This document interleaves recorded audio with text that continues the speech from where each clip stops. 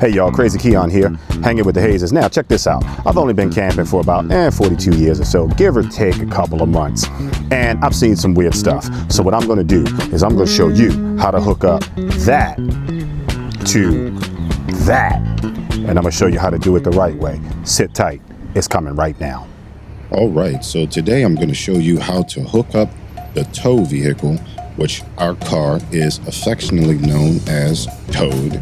And yes, it's a girl.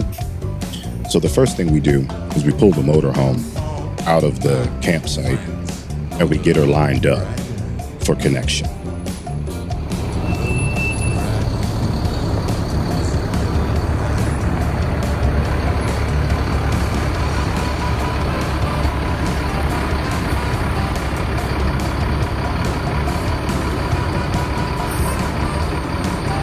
At this point, the car is ready to be connected. So we hop in, drive forward, and we get to a point where we think we are close enough that the arms on the tow bar will reach the front of the car.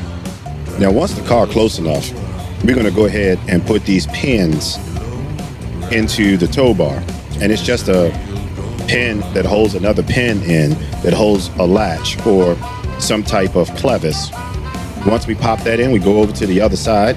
Also, make sure you hook up your safety chains, because the last thing you want to do is have something pop and then you look up and your towed car is riding beside you when it's supposed to be behind you. This process usually takes me less than a minute, but I slowed down to kind of show you this in the video.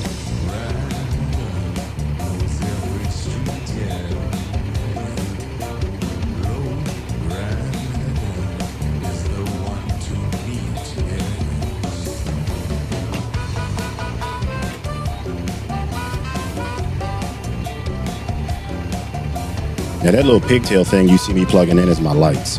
Now those are going to be important on any towed vehicle because you want people behind you to see that there's something back there. It'll be your running lights, turn signals, as well as your brake lights. Now, let me talk to you about something and share this.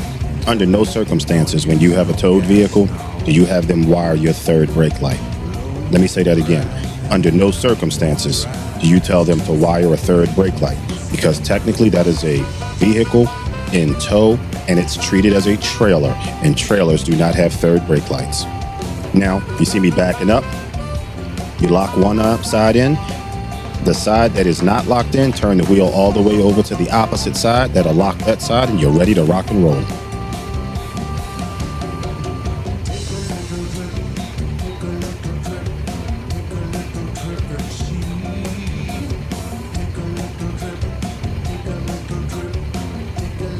After you're locked in, you do your final checks. Make sure your lights and everything else is not being pinched. And this is what it looks like after she's all hooked up, ready to rock and roll.